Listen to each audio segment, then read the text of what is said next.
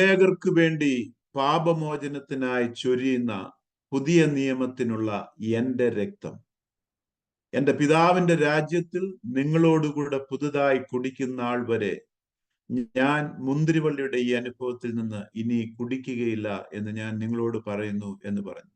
ഇത് അനേകർക്ക് വേണ്ടി പാപമോചനത്തിനായി ചൊരിയുന്ന പുതിയ നിയമത്തിലെ എന്റെ രക്തം എന്ന് പറഞ്ഞു. This is my blood of the new covenant that is shed for me for the remission of sins. This is my blood of the new covenant. നമ്മൾ കഴിഞ്ഞ ആഴ്ചയിൽ ആ വാക്യത്തിന്റെ അടിസ്ഥാനത്തിലാണ് നാം തുടങ്ങിയത്. This is my blood of the new covenant. പുതിയ നിയമത്തിന്റെ, പുതിയ കവനന്റിന്റെ എന്റെ രക്തമാണ്. പുതിയ കവനന്റ് ഉറപ്പിക്കുന്നതിനുള്ള എന്റെ രക്തം എന്ന് പറഞ്ഞുകൊണ്ട് കർത്താവായ യേശു അവിടെ ആ ലോർഡ് സപ്പർ ഇൻസ്റ്റിറ്റ്യൂട്ട് ചെയ്യുകയാണ്. പുതിയ നിയമത്തിന്റെ, പുതിയ ഉടമ്പടിയുടെ ഉള്ള എന്റെ രക്തം. ഉടമ്പടികളുടെ ദൈവത്തെയാണ് നമുക്ക് കാണുവാനായിട്ട് സാധിക്കുന്നത്. ഇനി കഴിഞ്ഞ ദിവസം നമ്മൾ പറഞ്ഞു, എന്തിനാണ് നമുക്കൊരു ഉടമ്പടി, ദൈവം എന്തിനാണ് കവനന്റ് ഇൻസ്റ്റിറ്റ്യൂട്ട് ചെയ്തത്? വേദപുസ്തകം ഉടനീളം പരിശോധിച്ചു കഴിഞ്ഞാൽ നമുക്ക് കാണാം, ദൈവവും മനുഷ്യനും അല്ലെങ്കിൽ മനുഷ്യനും തമ്മിൽ ഒരുപാട് ഉടമ്പടികളുടെ ഒരു പട്ടിക തന്നെ വേദപുസ്തകത്തിന്റെ താളുകളിൽ ഉടനീളം കാണുവാൻ സാധിക്കുന്നതാണ്.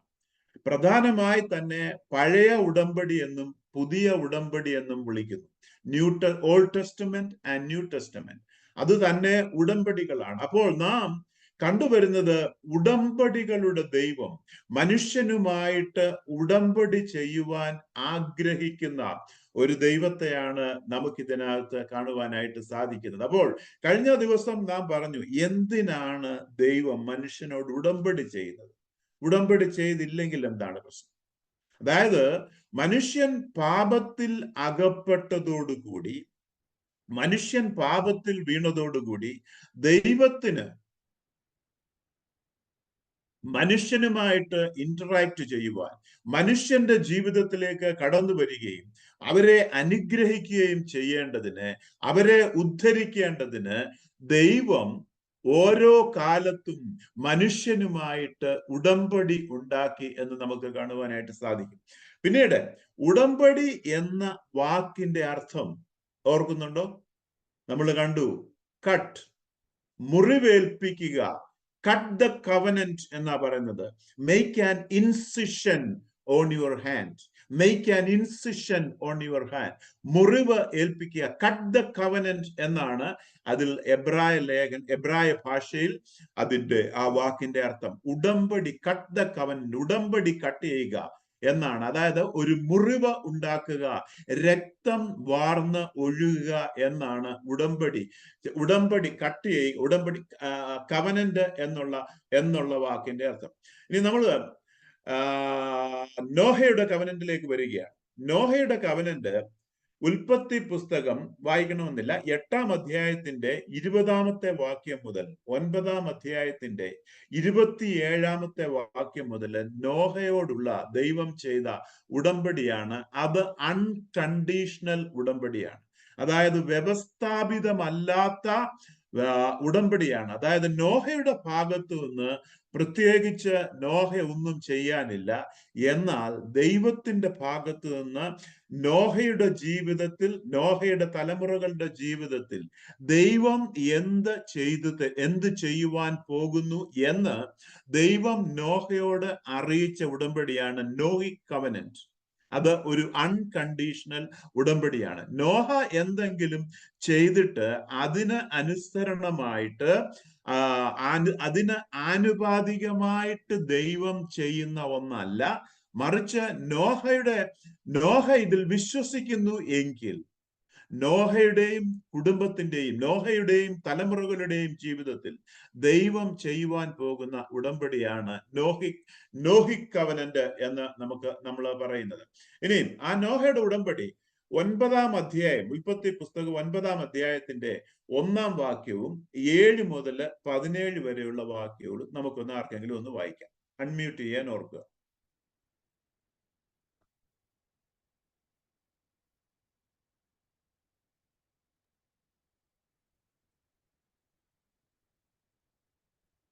ഒൻപതിന്റെ ഒന്നാണോ? 9-ന്റെ 1-ഉം പിന്നെ 7 മുതൽ 17 വരെയുള്ള വാക്യം. ദൈവം നോഹയെയും അവന്റെ പുത്രന്മാരെയും അനുഗ്രഹിച്ചു. അവരോട് അരുളി ചെയ്തതെന്തെന്നാൽ, നിങ്ങൾ സന്താനപുഷ്ടിയുള്ളവരായി പെരുകി ഭൂമിയിൽ നിറവീൻ. നിങ്ങൾ സന്താന പുഷ്ടിയുള്ളവരായി പെരുകി ഭൂമിയിൽ നിറവീൻ. ഇംഗ്ലീഷില് prosper, reproduce and fill the earth. Message ബൈബിളിൽ നിന്നാണ് ഞാനത് കോട്ട് ചെയ്തത്. Prosper, reproduce and fill the earth. ഇനിയും വാക്യം 7 മുതൽ 17 വരെ. ആമേൻ. അത്രയും. ഇവിടെ നോഹയോട് ചെയ്ത നോഹിക് കവനന്റിന്റെ ചില സംക്ഷിപ്ത രൂപമാണ് ഇവിടെ നാം കാണുന്നത്. ഇനിയും അതിനു മുമ്പ് നമുക്ക് അല്പം പുറകോട്ട് പോകാം. നാം കഴിഞ്ഞ ദിവസം പഠിച്ചു, ആദ്യത്തെ കവനന്റ് ദൈവം പാപത്തിൽ വീണ ആദമിനോടും ഹവ്വയോടും ചെയ്ത കാര്യം ഓർക്കുന്നുണ്ടല്ലോ. താന് നഗ്നത മറയ്ക്കുവാൻ ആദമും ഹവ്വയും ഇലകൾ തുന്നി, അത്തി ഇലകൾ തുന്നി ഉടയാടയുണ്ടാക്കി ഉടുത്തപ്പോൾ ദൈവം അതിന് പരിഹാരമായിട്ട് ദൈവം ഒരു ആട്ടിൻകുട്ടിയെ അല്ലെങ്കിൽ ഒരു മൃഗത്തെ അവിടെ കൊന്നു. ബ്ലഡ് കവനന്റ് ആണ് നമ്മൾ പഠിക്കുന്നത്. ഈ പഠിക്കുന്ന കവനന്റ് എല്ലാം I am taking them, I am leading them into Lord's table. കർത്തൃമേശയിലേക്ക്, തിരുവത്താഴ ശുശ്രൂഷയിലേക്ക് ഇത് കൊണ്ടുപോവുകയാണ് ഞാൻ ചെയ്യുന്നത്. അപ്പോൾ ഒരു ആട്ടിൻകുട്ടിയെ ദൈവം ഏദൻ തോട്ടത്തിൽ വെച്ച് കൊന്നു. ആ രക്തം വാർന്നൊഴുകുന്ന ആ മൃഗത്തിന്റെ തോൽ എടുത്തിട്ട് ആദമിനെയും ഹവ്വയെയും അവരുടെ കഴുത്തു മുതൽ ഉള്ളങ്കാൽ വരെ രക്തത്തിൽ വാർന്നൊഴുകുന്ന ആ ത്വക്കിനാൽ, ആ മൃഗത്തിന്റെ സ്കിന്നിനാൽ അവരെ പൊതിഞ്ഞു, ആദമിനെയും ഹവ്വയെയും. അവരവിടെ നിൽക്കുമ്പോൾ രക്തം അവരുടെ ശരീരത്തിൽ നിന്ന് വാർന്നൊഴുകുകയാണ്. അവരുടെ രക്തമല്ല ഒഴുകുന്നത്, ഒരു നിഷ്കളങ്കമായ ഒരു മൃഗത്തിന്റെ രക്തം. ഒരു മൃഗം കൊല്ലപ്പെട്ടു. ആ ഒരു മൃഗത്തിന്റെ രക്തം ഇപ്പോൾ അവരുടെ ഫ്രം ടിപ്പ് ടു ടോപ്പ്, അവരുടെ ശിരസ് മുതൽ ഉള്ളംകാല് വരെ ആ രക്തം വാർന്നൊഴുകുകയാണ്. നമുക്കറിയാം, റോമാലേഖനം പറയുന്നു, പാപത്തിന്റെ ശമ്പളം മരണമത്രേ. പാപം ചെയ്യുന്ന ദേഹി മരിക്കണം. ആദം പാപം ചെയ്തു. Adam deserve death. ഇപ്പോൾ ആദം മരണത്തിന് അർഹനാണ്. ഒന്നുകിൽ പാപം ചെയ്യുന്ന ദേഹി മരിക്കണം, അല്ലെങ്കിൽ അതിന് പകരമായി, ആ വ്യക്തിക്ക് പകരമായി നിഷ്കളങ്കമായ മറ്റ് ഒരു ജീവി, മറ്റൊരു മൃഗം മരിക്കണം. ഇവിടെ ആദമിനെ കൊല്ലുന്നതിന് പകരം ദൈവം നിഷ്കളങ്കമായ ഒരു ആട്ടിൻകുട്ടിയെ കൊന്ന് ആദമിനെ ആ രക്തം കൊണ്ട് മൂടുകയാണ്. ആ രക്തം കൊണ്ട് അവനെ പൊതിയുകയാണ്. മത്തായിയുടെ സുവിശേഷം 27-ാം അധ്യായത്തിന്റെ 28-ാമത്തെ വാക്യം നമുക്കൊന്ന് വായിക്കാം. 27-ന്റെ 28.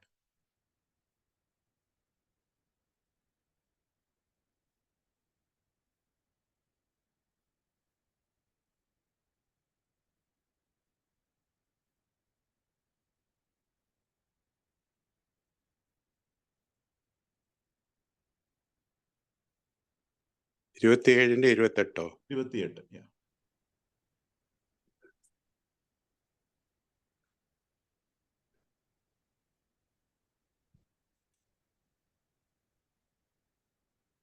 അവന്റെ വസ്ത്രം Yeah. അവന്റെ വസ്ത്രം അഴിച്ച് ഒരു ചുവന്ന മേലങ്കി ധരിപ്പിച്ചു. താഴോട്ട് വായിക്കണോ? ഒരു വാക്യം കൊണ്ട് വായിച്ചേ. മുള്ളുകൊണ്ട് ഒരു കിരീടം മെടഞ്ഞു അവന്റെ തലയിൽ വെച്ചു. വലങ്കൈയിൽ ഒരു കോല് കൊടുത്തു. അവന്റെ മുമ്പിൽ മുട്ടുകുത്തി, യഹൂദന്മാരുടെ രാജാവേ, ജയ ജയ എന്ന് പരിഹസിച്ചു. അവിടെ വരെ മതി. അവന്റെ വസ്ത്രം അഴിച്ച് ഒരു ചുവപ്പ് മേലങ്കി അവനെ ധരിപ്പിച്ചു. They stripped him and put on him a scarlet robe. അവന്റെ വസ്ത്രം അഴിച്ച്, മത്തായിയുടെ സുവിശേഷത്തിൽ എഴുതിയിരിക്കുന്നത് ഒരു സ്കാർലറ്റ് റോബ്. സ്കാർലറ്റ് എന്ന് പറയുന്നത് കടും ചുവപ്പ് നിറമുള്ള ഒരു വസ്ത്രമാണ്. എന്തെങ്കിലും സിമിലാരിറ്റി തോന്നുന്നുണ്ടോ? ആദം ഹവ്വ രക്തത്തിൽ മൂടപ്പെട്ട് രക്തത്താൽ കവർ ചെയ്ത് നിൽക്കുകയാണ്. ഇതാ പുതിയ നിയമത്തിന്റെ ഉടമസ്ഥൻ, പുതിയ നിയമത്തിന്റെ വക്താവ് അവന്റെ വസ്ത്രം അഴിച്ച് മാറ്റി വെച്ചിട്ട് പടയാളികൾ അവനെ കടും ചുവപ്പ് നിറത്തിലുള്ള ഒരു അങ്കി ധരിപ്പിച്ചു. അവന്റെ തലയിൽ മുൾക്കിരീടം, മുള്ളുകൊണ്ടൊരു കിരീടമുണ്ടാക്കി ആ മുൾക്കിരീടം അവന്റെ തലയിൽ ആഞ്ഞ് അടിച്ചിറക്കി. അവന്റെ കയ്യിൽ ഒരു കോല് കൊടുത്തു. ആ കോലുകൊണ്ട് അവന്റെ തലയ്ക്ക് അടിച്ചു. ആദമിനെ പോലെ തന്നെ രക്തത്തിൽ കുളിച്ചതിന് തത്തുല്യമായി ഇവിടെ ഇതാ ഒരു സ്കാർലറ്റ് റോബ് ധരിച്ചുകൊണ്ട് ബ്ലഡ് കവനന്റിനെ കാണിക്കുവാൻ ഇവിടെ ഇതാ ഒരു കടും ചുവപ്പ് വസ്ത്രം ധരിച്ചുകൊണ്ട് നമ്മുടെ അരുമനാഥൻ ഇവിടെ നിൽക്കുകയാണ്. താൻ നിസ്സഹായനായി സൃഷ്ടിയുടെ മുൻപിൽ സൃഷ്ടാവ് നിസ്സഹായനെ പോലെ നിൽക്കുകയാണ്. He was initiating a blood covenant with you and me. He was preparing, he was beginning to create a blood covenant with you and me. നമ്മളുമായി ഓരോരുത്തരുമായിട്ട് ഒരു ബ്ലഡ് കവനന്റ് അവൻ ഉരുവാക്കുന്നതിന് വേണ്ടി ഇതാ ഒരു ചുവപ്പ് കുപ്പായം അണിഞ്ഞുകൊണ്ട് അവൻ അവിടെ നിൽക്കുകയാണ്. മുൻപോട്ട് കടന്നു പോകാം. ഈ ആദമിനെ ആ മൃഗത്തിന്റെ തോല് കൊണ്ട് രക്തത്തിൽ കുളിപ്പിച്ച് രക്തത്തിൽ കവർ ചെയ്ത് അവനെ അവിടെ നിർത്തി ആദമുമായിട്ട് ഒരു ഉടമ്പടി ചെയ്ത കർത്താവ് ആ പതിവ് ആദമിന്റെ മക്കൾ അങ്ങനെയോ ഇങ്ങനെയോ എങ്ങനെയോ ഒക്കെ ഏറ്റെടുത്തു. ലോകത്തിന്റെ ചരിത്രം എവിടെ പരിശോധിക്കുകയാണെങ്കിലും ഏതൊരു ജാതിയുടെയോ ഏതൊരു ഭാഷക്കാരുടെയോ ഏതൊരു മതത്തിന്റെയോ ഇനിയും പ്രത്യേകാൽ പല ഗോത്രവർഗക്കാരുടെയൊക്കെയും ചരിത്രം നമ്മൾ നോക്കുമ്പോൾ അന്നും ഇന്നും കണ്ടിന്യൂ ചെയ്യുന്ന തുടർന്നു പോകുന്ന ഒരു കാര്യമുണ്ട്, രക്ത ഉടമ്പടി. അതിന് ഒരുപാട് വ്യതിയാനം വന്നിട്ടുണ്ട്. പല ആചാരങ്ങൾ കൂട്ടിച്ചേർക്കുകയും പലത് എടുത്തു കളയുകയും ഒക്കെ ചെയ്തിട്ടുണ്ട്. എന്നാൽ ഗോത്രവർഗക്കാരുടെ ഇടയിലും മറ്റ് പല ജാതീയ വിഭാഗങ്ങളുടെ ഇടയിലും എല്ലാം ഒരു രക്ത ഉടമ്പടി നിലനിൽക്കുന്നതായിട്ട് നമുക്ക് കാണുവാൻ സാധിക്കും. പല ഹൈന്ദവ ആലയങ്ങളിലും അവരുടെ ടെമ്പിളില് മൃഗങ്ങളെ ബലി കഴിക്കുന്നതായിട്ട് നമുക്കറിയാം. കോഴിയെ കൊന്ന് അതിന്റെ രക്തം ഊറ്റുന്ന കാര്യം നമുക്കറിയാം. ഇതൊക്കെ എവിടെ നിന്നാ വന്നത്? ആദവുമായിട്ട് ദൈവം ചെയ്ത ഉടമ്പടിയുടെ പിൻവാങ്ങലുകളാണ്. അനേക ഗോത്രവർഗക്കാര് പല രാജ്യങ്ങളിൽ, ലോകത്തിന്റെ പല രാജ്യങ്ങളിലായിട്ട് അനേക ഗോത്രവർഗക്കാര് ഇന്നും രക്ത ഉടമ്പടി ആഘോഷിക്കുന്നുണ്ട്. വ്യത്യാസമുണ്ട്. പലവിധമായ ആചാരങ്ങൾ കൂട്ടിച്ചേർക്കുകയും പലത് എടുത്തു കളയുകയും ഒക്കെ ചെയ്തിട്ടുണ്ട്. ആഫ്രിക്കൻ രാജ്യങ്ങളിലുള്ള പല ഗോത്രവർഗക്കാരുടെ ഇടയിലും കോമൺ ആയിട്ട് കണ്ടുവരുന്ന ഒരു രക്ത ഉടമ്പടി ഇവിടെ പ്രത്യേകതകൾ ഞാൻ വായിക്കുവാനിടയായി. ആ രക്ത ഉടമ്പടി ഇതാണ്. ആരൊക്കെ തമ്മിലാണ് ചെയ്യുന്നതെന്ന് പറയാം. 2 ഗോത്രവർഗങ്ങൾ അടുത്ത് സഹവാസം ചെയ്യുന്നുവെന്ന് വിചാരിക്കുക. ഒന്ന് ശക്തിയേറിയ ഒരു ഗോത്രവർഗവും മറ്റേത് വളരെ ബലഹീനമായ ഒരു ഗോത്രവർഗവുമാണെങ്കിൽ, ബലഹീനരായ ഈ ഗോത്രവർഗക്കാർ ബലവാന്മാരായ ഗോത്രവർഗക്കാരുടെ അടുത്ത് ചെന്ന് അവരുമായിട്ട് ഉടമ്പടി ചെയ്യുവാൻ ആഗ്രഹിക്കും. 2 ഗോത്രവർഗക്കാർ തമ്മിൽ, 2 വ്യവസായം ചെയ്യുന്ന 2 വ്യാപാരികൾ തമ്മിൽ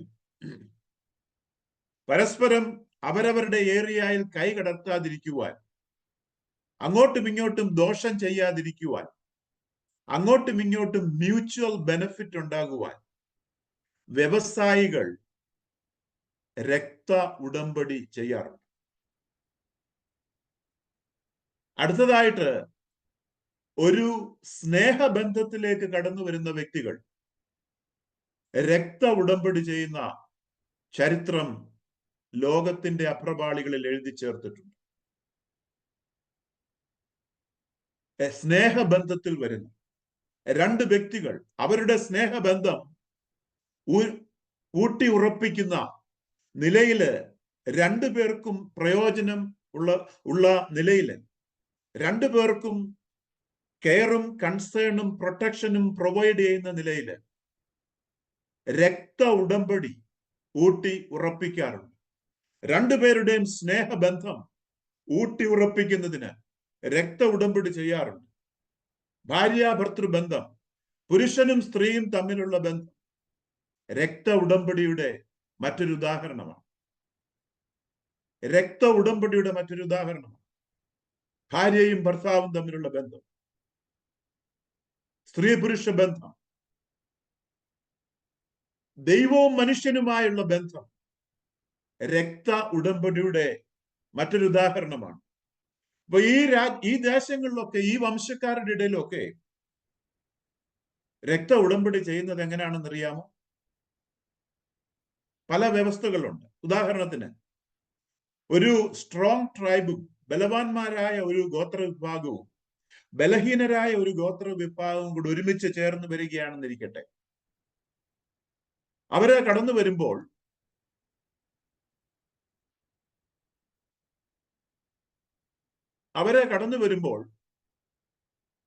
അനേക ബന്ധുക്കാരെയും അനേക സ്നേഹിതന്മാരെയും വിളിക്കും.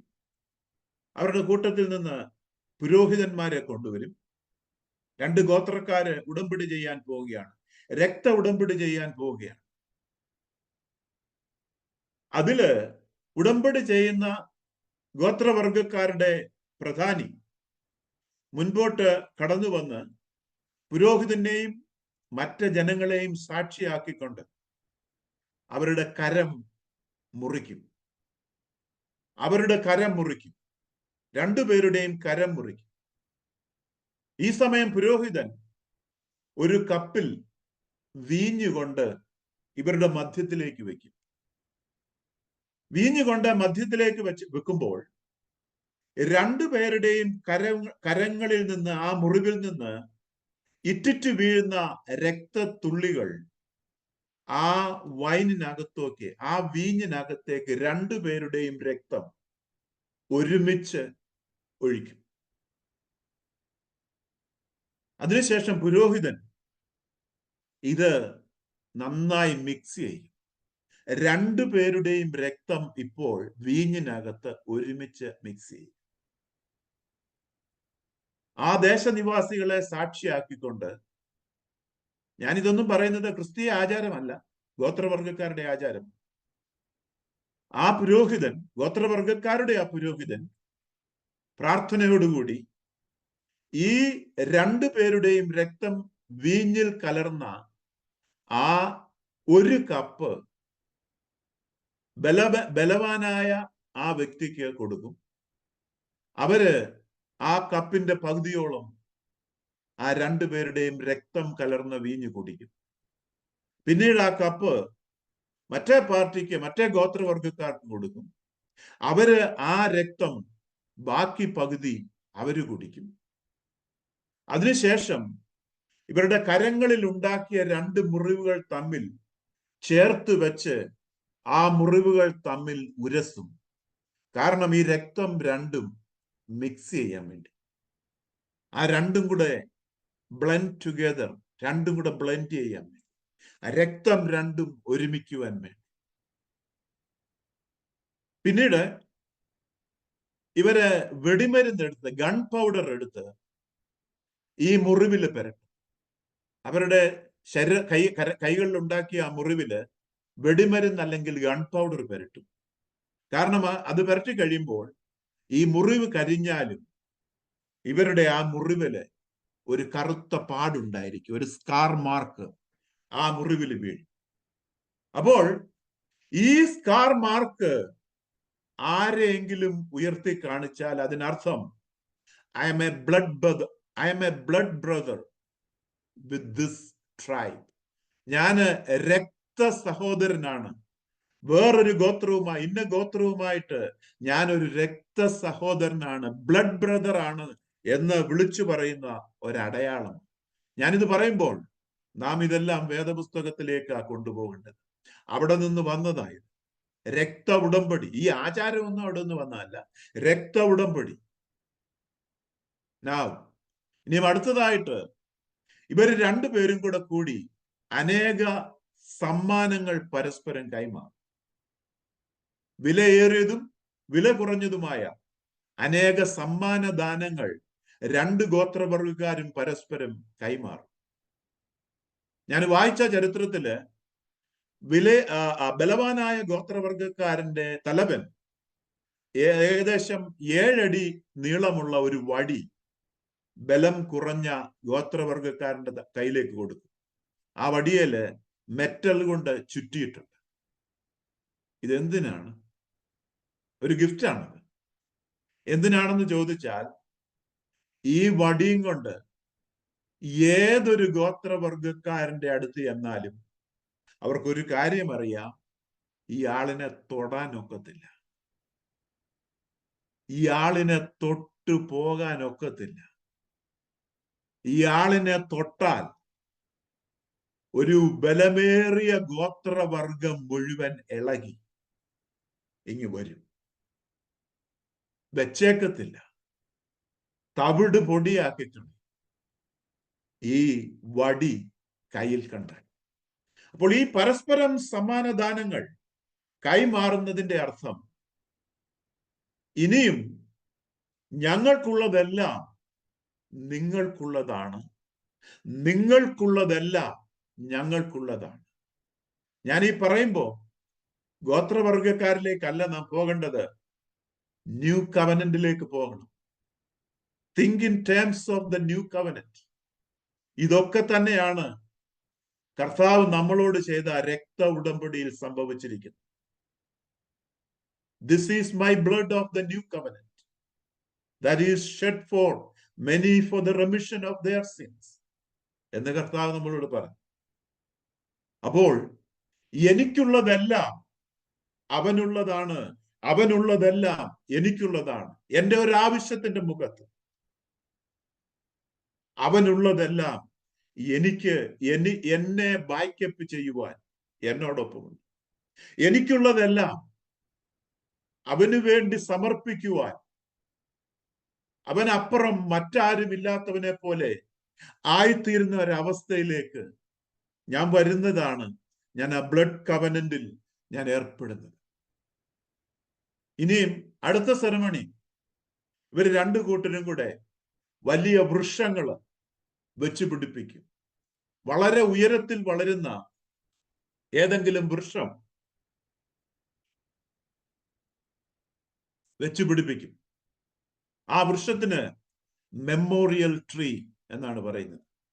Memorial tree. ഇനിയും വൃക്ഷങ്ങളില്ലാത്ത ഒരു വെച്ച് പിടിപ്പിക്കുവാൻ സാഹചര്യമില്ലാത്ത ഒരു അവസ്ഥയിലാണെങ്കിൽ അവരൊരുപാട് കല്ലുകള് ഒരുമിച്ച് ചേർത്ത് കൂമ്പാരം പോലെ പൈൽ ചെയ്യും. പരിചയമുണ്ടോ ഇത് പറയുമ്പോൾ? യാക്കോബ് ചെയ്തിട്ടുണ്ട്. കല്ലെടുത്തു വെച്ച് എണ്ണ ഒഴിച്ച് അവൻ അവിടെ ആരാധിച്ചെന്ന് നാം വായിക്കുന്നുണ്ട്. വേദപുസ്തകത്തിൽ പലരും അത് ചെയ്തിട്ടുണ്ട്. കല്ല് കൂട്ടി വെച്ച് യാക്കോബും ലാബാനും ചെയ്തിട്ടുണ്ട്. കല്ലെടുത്ത് കൂട്ടിവെച്ച്. ഇത് മെമ്മോറിയലാണ്. അവര് ചെയ്ത ഉടമ്പടിയുടെ ഓർമ്മയാണ്. ആ ട്രീ, ആ വൃക്ഷം വളർന്നു വരുമ്പോൾ ഇവര് തമ്മിൽ ചെയ്ത ഉടമ്പടിയുടെ ഓർമ്മയാണ്. ഈ ഉടമ്പടി 3, 4, 5 തലമുറകൾ വരെ നിൽക്കുന്നതാണ്.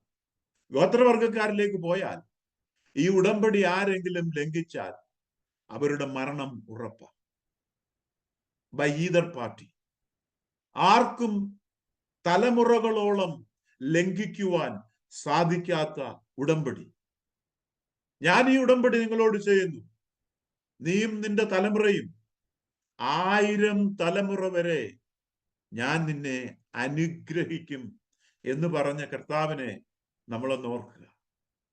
ശാപങ്ങള് 3, 4 തലമുറ വരെ നിൽക്കുമ്പോൾ അനുഗ്രഹങ്ങൾ 1000 തലമുറ വരെ കടന്നു വരുവാൻ തക്കവണ്ണം കർത്താവ് നമുക്ക് സാഹചര്യം ഒരുക്കി തന്നിരിക്കുക. ഇനിയും നോഹയുടെ കവനന്റ് അല്പമായിട്ട് ഞാൻ പറയാം. കവനന്റിന്റെ അകത്തുള്ള കണ്ടീഷൻസ് അല്ല നമ്മുടെ വിഷയം. കവനന്റ് നമ്മൾ ഓടിച്ച് പറഞ്ഞു പോവുകയാണ്. നോഹയോട് പറഞ്ഞു, ഓടിച്ച് പറയാം ആ കവനന്റിന്റെ കണ്ടീഷൻ: ഇനിയും ഞാൻ ഭൂമിയെ ശപിക്കുകയില്ല. ഭൂമിയിൽ ഇനിയും വെള്ളപ്പൊക്കം കൊണ്ട് ഞാൻ ഭൂമി മുഴുവൻ നശിപ്പിക്കത്തില്ല. ഇതിനകത്ത് നോഹയ്ക്കൊന്നും ചെയ്യാനില്ല. നോഹ ചെയ്താലും ചെയ്തില്ലെങ്കിലും നോഹ ഇത് വിശ്വസിച്ചാൽ മതി. അടുത്തത്, ഒരു ഗവൺമെന്റ്, ഹ്യൂമൻ ഗവൺമെന്റ് ദൈവം ഉണ്ടാക്കി. ക്യാപിറ്റൽ പണിഷ്മെന്റ് ആദ്യമായിട്ട് നോഹയുടെ കാലത്താണ് ദൈവം കൊടുക്കുന്നത്. വായിക്കണം. ഉൽപ്പത്തി പുസ്തകം 8:20 മുതൽ 9:27 വരെ നോവിക് കവനന്റ് ആണ്. ഇത് വായിക്കണം. ക്യാപിറ്റൽ പണിഷ്മെന്റ് ദൈവം ഇൻട്രൊഡ്യൂസ് ചെയ്യുന്നത് നോഹയോടാണ്. 8-ാം അധ്യായത്തിന്റെ 22-ാമത്തെ വാക്യത്തിൽ, ഒടുവിലത്തെ വാക്യത്തിൽ പറയുന്നു, ഭൂമി ഉള്ളിടത്തോളം കാലം വിതയും കൊയ്ത്തും ശീതവും ഉഷ്ണവും പകലും രാത്രിയും ഇനിയും നിന്നു പോകത്തില്ല. സീസണൽ പീരിയഡ്സ്, ടൈം പീരിയഡ്സ് ദൈവം എസ്റ്റാബ്ലിഷ് ചെയ്തു. നോഹയൊന്നും ചെയ്തിട്ടല്ല. മനുഷ്യൻ അന്ന് വരെയും, ആദം മുതൽ നോഹ വരെയും മനുഷ്യൻ വെജിറ്റേറിയൻ ആയിരുന്നു. നോഹയോട് പറഞ്ഞു, ഇനി നീ നോൺ വെജ് ആയിക്കോളാൻ. മാംസം ഭക്ഷിക്കുവാൻ നോഹയുടെ കാലം മുതൽ നോഹയ്ക്ക് ദൈവം അനുവാദം കൊടുത്തു. നോഹയുടെ കാലം മുതൽ മാംസം ഭക്ഷിക്കുവാൻ നോഹയ്ക്ക് അനുവാദം കൊടുത്തു. ഞാൻ ഈ പറഞ്ഞതെല്ലാം അൺകണ്ടീഷണൽ കവനന്റ് അല്ലെ. ഒരെണ്ണം പോലും നോഹ എന്തെങ്കിലും ചെയ്തിട്ട് സംഭവിക്കുന്ന കാര്യമല്ല. ദൈവം പറയുകയാണ്, ഞാൻ ചെയ്യുകയാണ്. നോഹയും നോഹയുടെ തലമുറയും എന്നിൽ വിശ്വസിച്ചാൽ മതി. ഞാൻ ഇത് ചെയ്യുകയാണ്. ദൈവം അങ്ങോട്ട് പറയുക, ഞാൻ ഇത് ചെയ്യുകയാണ്. ഇനിയും നോഹയുടെ ഉടമ്പടി 8-ാം അധ്യായത്തിന്റെ 20-ാമത്തെ വാക്യം നമുക്കൊന്ന് വായിക്കാം. അർപ്പിച്ചു. ഓക്കെ. ഇത് നോഹ വെള്ളപ്പൊക്കത്തിന് ശേഷം പെട്ടകം അരാരാത്ത് പർവ്വതത്തിൽ ഉറച്ചു കഴിഞ്ഞപ്പോൾ നോഹ പുറത്തേക്ക്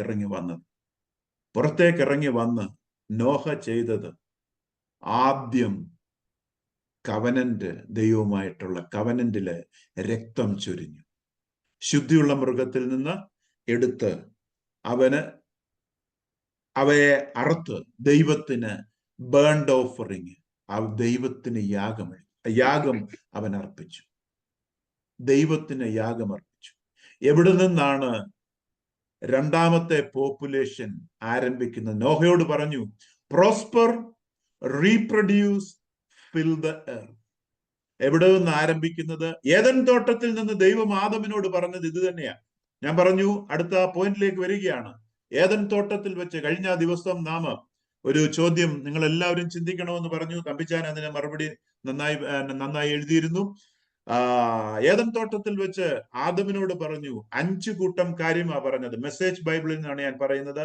prosper, reproduce, fill the earth, take charge, be responsible. എന്നാൽ നോഹയോട് 3 കൂട്ടം കാര്യമേ പറഞ്ഞുള്ളൂ. എന്തുകൊണ്ടാണ് എന്നാണ് എന്റെ ചോദ്യം. കഴിഞ്ഞ പ്രാവശ്യം ചോദിച്ചു. നോഹയോട് പറഞ്ഞു, ഏദൻ തോട്ടത്തിൽ വെച്ച് Adam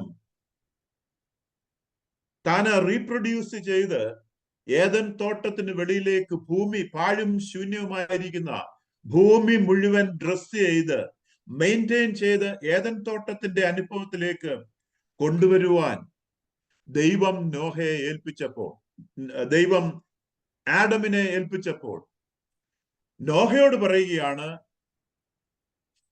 prosper, reproduce, fill the earth. Take charge പറഞ്ഞില്ല, ബി റെസ്പോൺസിബിൾ എന്നും നോഹയോട് പറഞ്ഞില്ല. വായ്? എന്തുകൊണ്ട്? കാരണമുണ്ട്. അപ്പോൾ നോഹയോട് പറയുകയാണ്, പാഴും തരിശുമായിരിക്കുന്ന നനവുള്ള ഈ ഭൂമി നീ റീപ്രൊഡ്യൂസ് ചെയ്ത് ഈ ഭൂമി മുഴുവൻ പെറ്റുപെരുകി ഈ ഭൂമിയിൽ നിറയുക. ഒരു കാര്യം ഒന്ന് ഓർക്കുക, നോഹയോട് ദൈവം ഒരു ഉടമ്പടി ചെയ്തിട്ട്, ദൈവത്തിന്റെ വാക്കാണിത്, prosper, reproduce and fill the earth. ഒന്ന് ആലോചിച്ച് നോക്കുക, നോഹ ജലപ്രളയത്തിന് മുമ്പ് കണ്ട ആളാണ്. സമ്പൽ സമൃദ്ധമായ ഒരു ഭൂമി നോഹയും ഭാര്യയും 3 മക്കളും അവരുടെ ഭാര്യമാരും കണ്ടിട്ട് വരുന്ന ആളുകളാണ്. അവര് തിരിച്ച് ഏതാണ്ട് 1 വർഷത്തിന് ശേഷം പെട്ടകത്തിൽ നിന്ന് വെളിയിൽ വന്നപ്പോൾ നിരാശാജനകമായ ഒരു അവസ്ഥയിലേക്കാണ് അവർ വന്നത്. മൗണ്ട് അരാരാത്ത്, ടർക്കിയിലുള്ള മൗണ്ട് അരാരാത്തിൽ നിന്ന് വളരെ നിരാശാജനകമായ ഒരവസ്ഥയിലേക്ക് അവർ ഇറങ്ങി വരുന്നത്. കാരണം ഒന്നുമില്ല. നോഹ ജലപ്രളയത്തിന് മുമ്പ് സമൃദ്ധിയേറിയ പ്രോസ്പെറസ് ആയിട്ടുള്ള ഒരു ഭൂമി കണ്ടിട്ടാ വരുന്നത്. ഇപ്പോൾ നനഞ്ഞു കിടക്കുന്ന, ചള്ള കുത്തി കിടക്കുന്ന, വൃക്ഷങ്ങളും ഒന്നുമില്ലാത്ത ഒരു ഭൂമിയാ കണ്ടത്. പാഴും ശൂന്യവും തരിശുമായി കിടക്കുന്ന ഒരു ഭൂമിയിലേക്ക് 8 പേരെ ഇറക്കി വിട്ടിട്ട് ദൈവം പറയുകയാണ്, prosper, reproduce, fill the earth. അല്പം പ്രയാസം തോന്നും അല്ലേ? അനുകൂല സാഹചര്യങ്ങളെ അല്ല നോഹയുടെ മുൻപിൽ. എന്നാൽ നോഹ ദൈവത്തിന് ഒരു ബലിയർപ്പിച്ചു, മൃഗത്തെ അറുത്തു, ഒരു ബ്ലഡ് കവനന്റ് പെട്ടകത്തിന് പുറത്ത് നോഹ അർപ്പിച്ചപ്പോൾ ദൈവം നോഹയോട് ഈ കൽപ്പന കൊടുത്തു.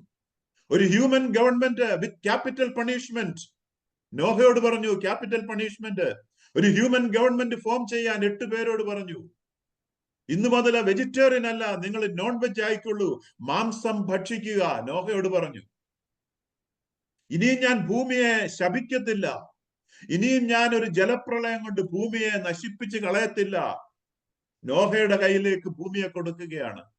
Prosper, reproduce, fill the earth എന്ന് പറഞ്ഞു. നോഹയുടെ ഈ കവനന്റ്, നോവിക് കവനന്റിന് അടയാളമായിട്ട്, അല്ലെങ്കിൽ കംപ്ലീഷൻ ആയിട്ട്, അത് പെർഫെക്റ്റ് ചെയ്യുവാനായിട്ട് ദൈവം ഒരു റെയിൻബോയും കൂടെ വെച്ചു.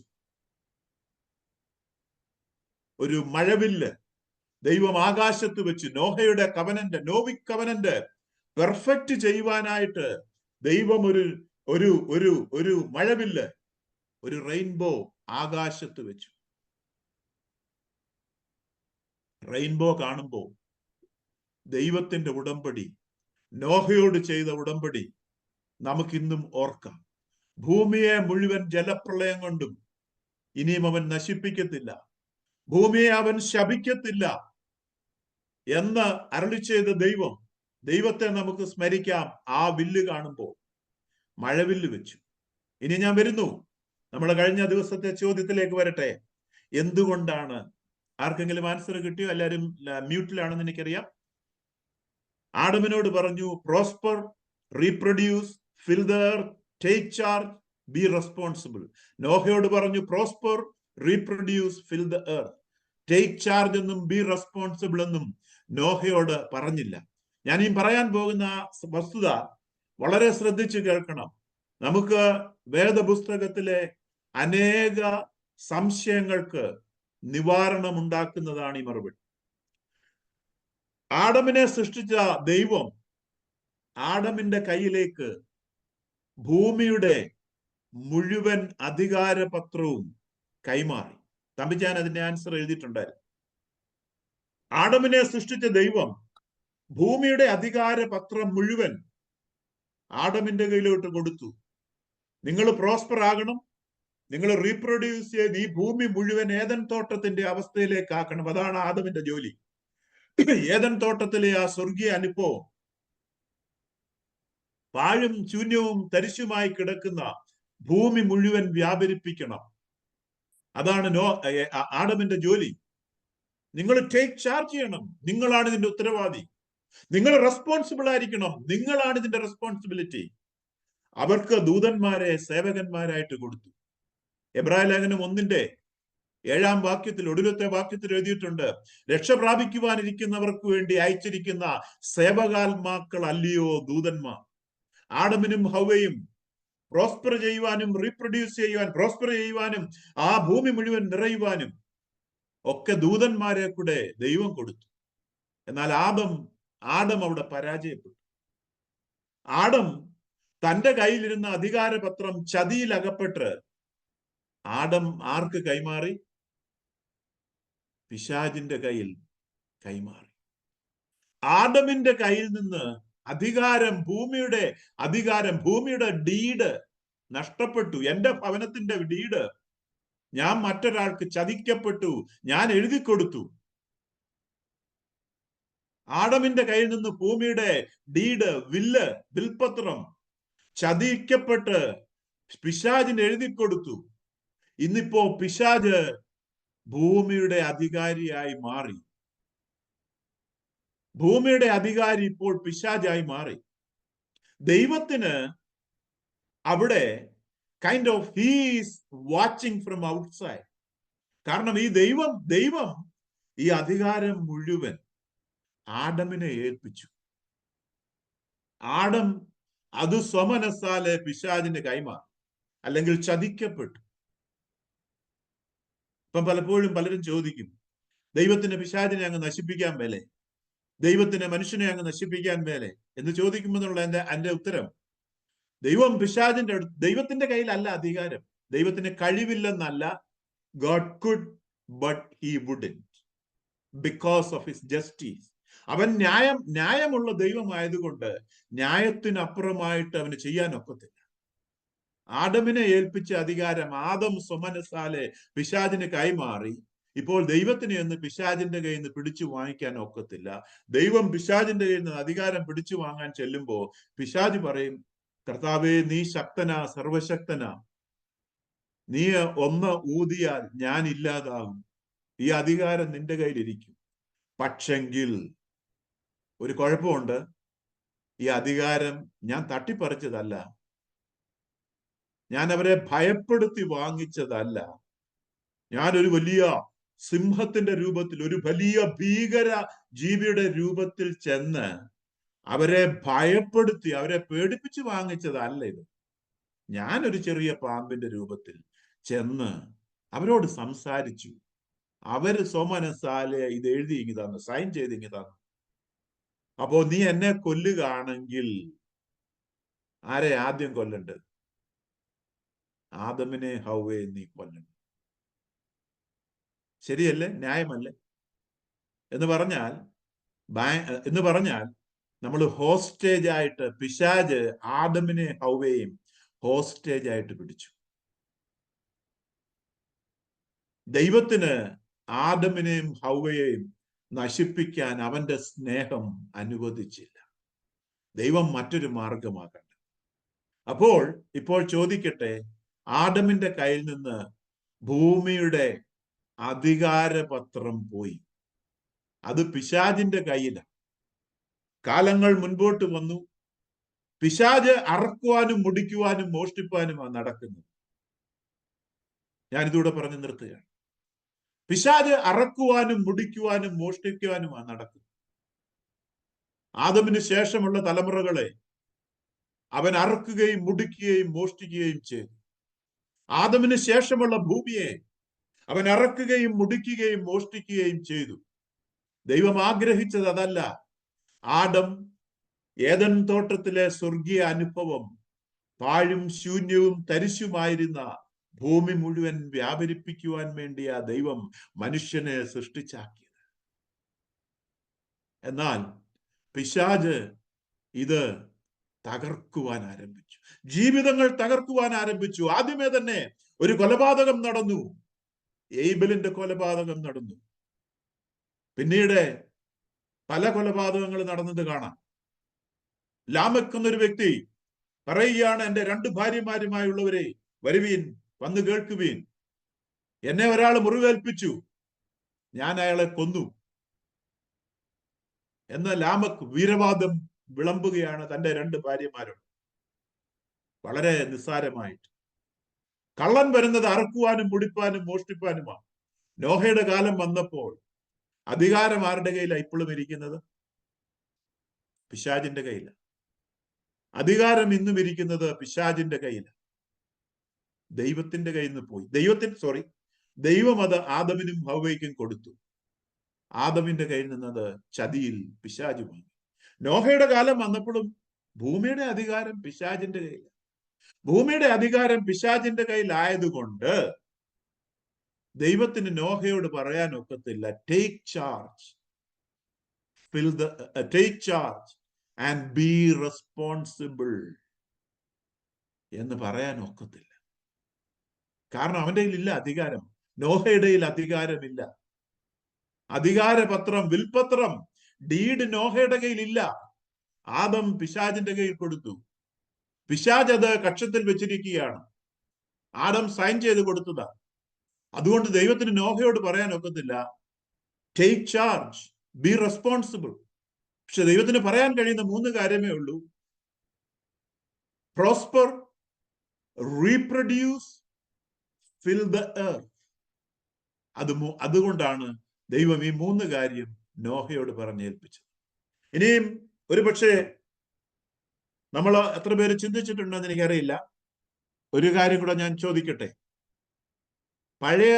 പുതിയ നിയമത്തിൽ നാം കടന്നു വരുമ്പോൾ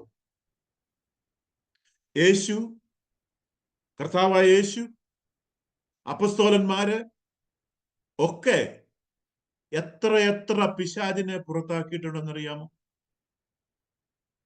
ഒരുപാട് പിശാചിനെ പുറത്താക്കിയിട്ടുണ്ട്.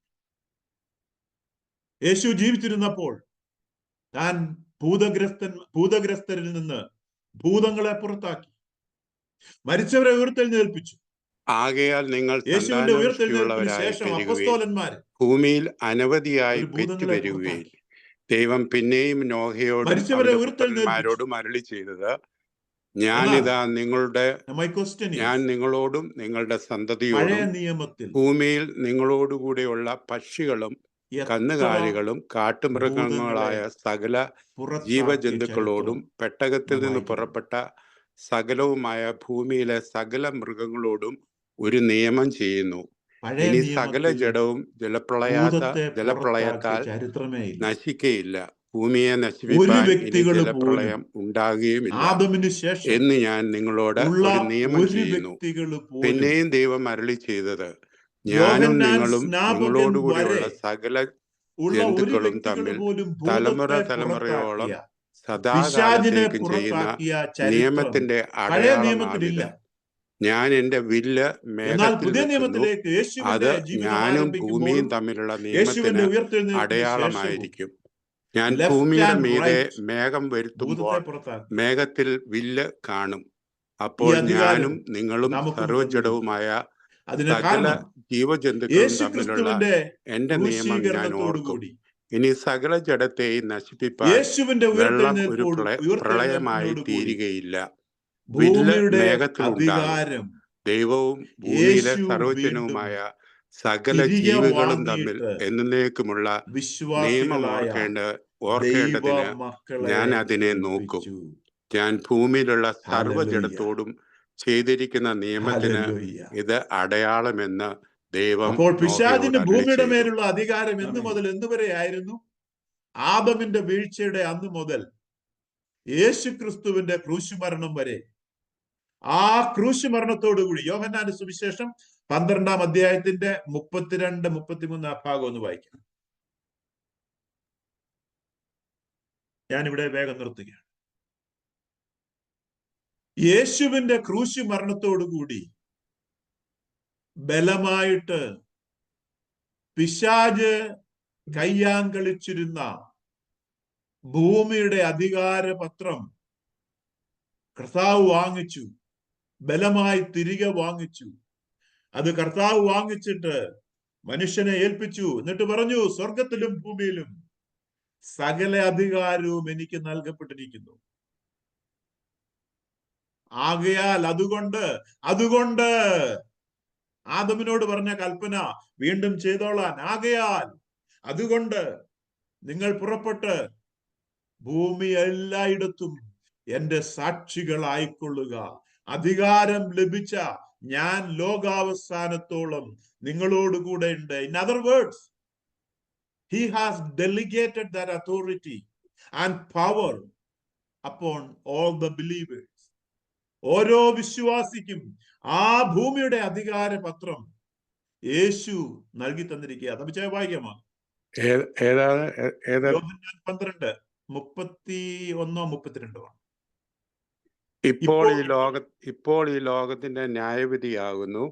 ഇപ്പോൾ ഈ ലോകത്തിന്റെ പ്രഭുവിനെ പുറത്ത് തള്ളിക്കളയും. ഞാനോ ഭൂമിയിൽ നിന്ന് ഇപ്പോൾ യേശു പറയുന്ന ശ്രദ്ധിക്കുക.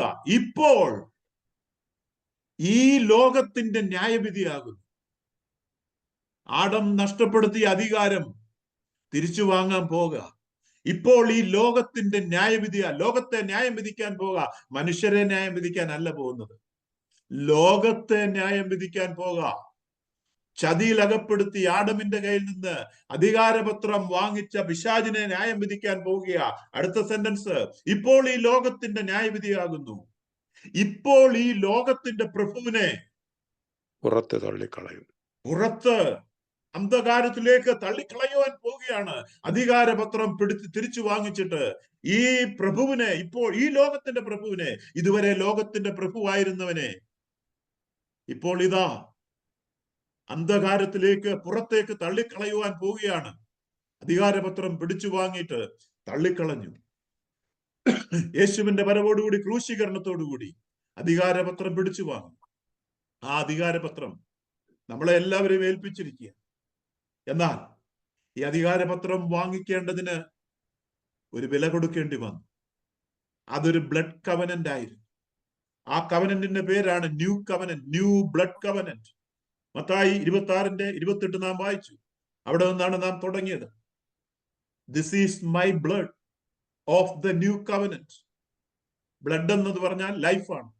അവിടെ റീപ്ലേസ് ചെയ്താൽ this is my life of the new covenant. ഈ ഉടമ്പടി, ഈ വ്യവസ്ഥ ഉറപ്പിക്കാൻ വേണ്ടി കർത്താവ് പറയുക നമ്മളോട്, ഞാൻ കൊടുക്കേണ്ടി വന്നത് എന്റെ ജീവനാണ്. ഹല്ലേലൂയ. ഈ അധികാരം തിരിച്ചു വാങ്ങി നമ്മളെ ഓരോരുത്തരെയും ഏൽപ്പിക്കുവാൻ ഞാൻ കൊടുക്കേണ്ടി വന്നത് എന്റെ ജീവനാണ്. പൈശാചികന്റെ കയ്യിൽ നിന്ന് നൂറ്റാണ്ടുകളായി, കാലാന്തരങ്ങളായി കൈയാളിയിരുന്ന അധികാരം തിരിച്ചു വാങ്ങി മനുഷ്യപുത്രന്മാരുടെ കയ്യിൽ, എന്നെയും നിങ്ങളെയും പോലെയുള്ളവരുടെ കയ്യിൽ ഏൽപ്പിക്കുവാൻ ഞാൻ കൊടുക്കേണ്ടി വന്നത് എന്റെ രക്തമാണ്. ഞാൻ കൊടുക്കേണ്ടി വന്നത് എന്റെ ജീവനാണ്. This is my blood of the new covenant. ഇത് പുതിയ നിയമത്തിനായി ചൊരിയുന്ന, പുതിയ ഉടമ്പടിക്ക് വേണ്ടി ചൊരിയുന്ന എന്റെ ജീവനാണ്, എന്റെ രക്തമാണ്. മത്തായി 27:28 നാം വായിച്ചു. ഒരു സിംബോളിക്കലി അവിടെ നിൽക്കുകയാണ്. പടയാളികൾ അവനെ പിടിച്ചു, അവനെ വസ്ത്രം ഊരി, അവനെ സ്കാർലറ്റ് വസ്ത്രം ധരിപ്പിച്ചു.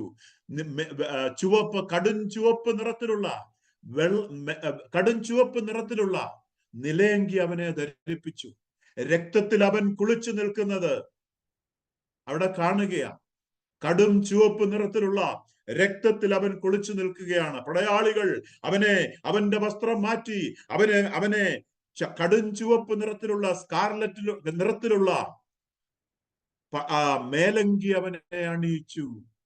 കടും ചുവപ്പുധാരിയായ ഒരു മനുഷ്യൻ, രക്തം വാർന്നൊഴുകുന്ന ഒരു മനുഷ്യനെ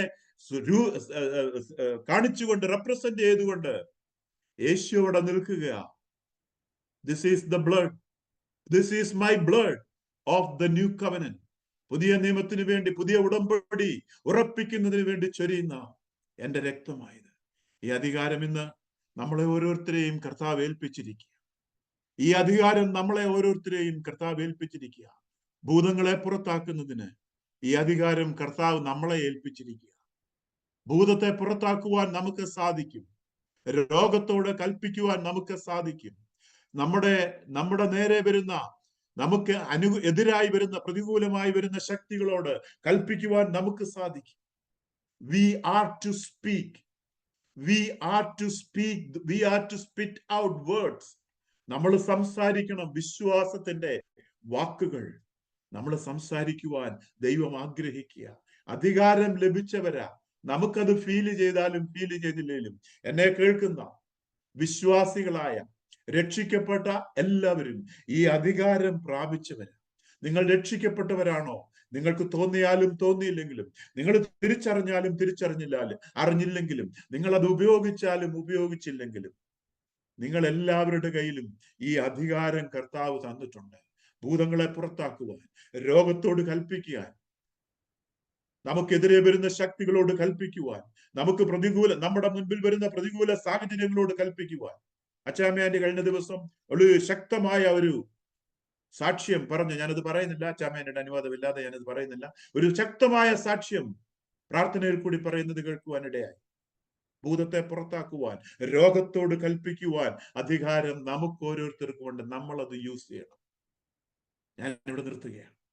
അധികാരം പ്രാപിച്ചവരായി, അധികാരം തിരിച്ചറിഞ്ഞവരായി നമുക്ക് ജീവിക്കാം, നമുക്ക് മുൻപോട്ട് പോകാം. കർത്താവെ, ഞങ്ങൾ നിന്നെ സ്തുതിക്കുന്നു, സ്തോത്രം ചെയ്യുന്നു. ഇന്ന് സൂം ലൈൻ വഴിയും അല്ലാതെയും കേൾക്കുന്ന എല്ലാവരെയും ഓർത്ത് പ്രാർത്ഥിക്കുകയാണ്. യേശുവിന്റെ നാമത്തിലുള്ള സൗഖ്യം ഇവിടെ വ്യാപരിക്കട്ടെ. We depend on the finished work of Jesus Christ on the cross. Calvary ക്രൂശിൽ കർത്താവ് ചെയ്ത ആ തന്റെ പ്രവൃത്തിയിൽ ആശ്രയിച്ചുകൊണ്ട്, ഞങ്ങളുടെ പുണ്യപ്രവൃത്തിയൊന്നുമല്ല, ഞങ്ങളുടെ ആത്മീക നിലവാരത്തിലല്ല, ഞങ്ങളുടെ ഉള്ളിലോട്ട് നോക്കിയിട്ടല്ല, രോഗത്തോട് ഞങ്ങൾ കൽപ്പിക്കുകയാണ് വിട്ടുമാറിപ്പോകുവാൻ. പിശാചിനോട് ഞങ്ങൾ കൽപ്പിക്കുകയാണ്, യേശുവിന്റെ നാമത്തിൽ we rebuke you, devil. We are one with the power. We are the ones with authority. Devil is stripped of his authority and his power. യേശുവിന്റെ നാമത്തിൽ ഭൂതം വിട്ട് മാറിപ്പോകട്ടെ. കള്ളൻ വരുന്നത് അറക്കുവാനും മുടിപ്പാനും മോഷ്ടിപ്പാനും. ഞങ്ങളുടെ ജീവിതത്തില് ഇനിയും അത് സംഭവിക്കുവാൻ ഞങ്ങൾ സമ്മതിക്കത്തില്ല. ഞങ്ങൾ ഈ അധികാരവുമായി എഴുന്നേക്കാൻ പോകുക. ഓരോരുത്തരും ഈ അധികാരവുമായി, കേൾക്കുന്നവരെല്ലാം അധികാരത്തോടു കൂടി ഒന്ന് എഴുന്നേറ്റ് യേശുവിന്റെ നാമത്തില് നമുക്കെതിരെ വരുന്ന പ്രതികൂലങ്ങളോട് പറഞ്ഞേ, be removed, be healed in the name of Jesus. ദൈവം ഞങ്ങളെ അനുഗ്രഹിച്ചിരിക്കുന്നതിനായി സ്തോത്രം. ഞങ്ങൾക്ക് ഈ തിരിച്ചറിവ് ഞങ്ങളുടെ ഹൃദയത്തിലേക്ക് ആഴമായി ഇറങ്ങുന്നതിനായി സ്തോത്രം ചെയ്യുന്നു. അതിന് ഞങ്ങളെ സഹായിക്കുന്നു. പ്രാർത്ഥന കേട്ടത് കൊണ്ട് സ്തോത്രം. യേശുവിന്റെ നാമത്തിൽ ചോദിക്കുന്നു, കേൾക്കണം കർത്താവേ.